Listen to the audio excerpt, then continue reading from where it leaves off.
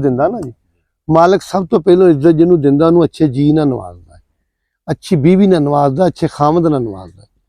ਹੁਣ ਮੈਂ ਗੱਲ ਤੂੰ ਜਜ਼ਬਾਤ 'ਚ ਮੇਰੇ ਕੋਲ ਪੁੱਛ ਲਈ ਹੈ, ਸਵਾਲ ਕੀਤਾ, ਮੈਂ ਦੱਸਣ ਲੱਗਾ ਤੈਨੂੰ।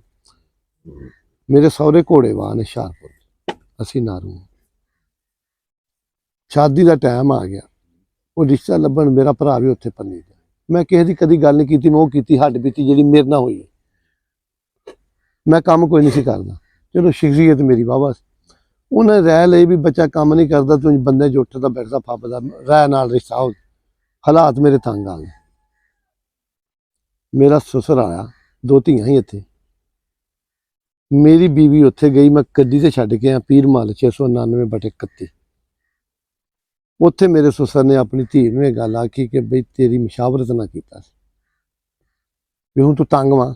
ਦੂਆ ਭਰਾ ਮੇਰਾ ਮੁਲਾਜ਼ਮ ਸੀ, ਖੁਸ਼ਹਾਲ ਸੀ। ਮੈਨੂੰ ਫੋਨ ਆਇਆ, ਉਹਨੇ ਕਿਹਾ ਮੈਨੂੰ ਲੈ ਜਾ।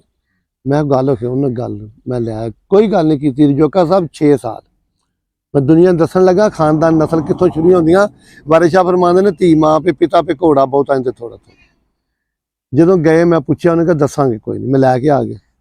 6 ਸਾਲ ਪੇਕੇ ਨਹੀਂ ਗਈ। ਫਿਰ ਅੱਲਾ ਨੇ ਮੇਰੇ ਦਿਨ ਬਦਲੇ, ਫਿਰ ਮੇਰੇ 3 ਮੁਲਾਜ਼ਮ, 2 ਬੀਬੀਆਂ ਘਰ ਕੰਮ ਵਾਲੇ, 4 ਨੌਕਰ, 2 ਬੀਬੀਆਂ ਘਰ ਕੰਮ ਕਰਨ, ਉਹਨਾਂ ਦੀਆਂ ਬੀਵੀਆਂ। ਮੇਰਾ ਬਜ਼ੁਰਗ ਆਏ ਤੇ ਬੜੇ ਖੁਸ਼ ਸਸੁਰ ਵਾਲੇ, ਤੇ ਉਹਨੇ ਕਿਹਾ ਬੇਟਾ ਤੂੰ ਆਏ ਨਹੀਂ, ਇੰਨੀ ਦੇਰ ਹੋ ਗਈ। ਉਹਨੂੰ ਪਤਾ ਕੀ ਆਖਿਆ, ਉਹਨੇ ਕਿਹਾ ਅੱਬਾ ਮੈਂ ਕਿਹੜੀ ਬੋਰੀ ਲੈ ਕੇ ਆਈ ਮੈਨੂੰ ਦਾਣੇ ਪਾ, ਤੂੰ ਮੈਨੂੰ ਗੱਲ ਰਕਾਈ ਸੀ, ਮੈਂ ਉਦੋਂ ਹੀ ਆਉਣਾ ਜਦੋਂ ਆਪਣੇ ਪੈਰਾਂ ਤੇ ਖੜੀ ਹੋ ਜਾਂਦੀ। ਇਹਨੂੰ ਆਂਦੇ ਆ ਨਸਲ, ਇਹਨੂੰ ਨਸਲ ਆਂਦੇ। ਇਹ ਜਿਹੜੀਆਂ ਸ਼ੌਕੀਆਂ ਨਾ ਰੱਬ ਨੇ ਦਿੱਤੀਆਂ, ਸਿਰਫ ਇਸ ਕਰਕੇ ਦਿੱਤੀਆਂ ਕਿ ਮੈਨੂੰ ਜੀ ਅੱਛਾ ਦੇ ਦਿੱਤਾ।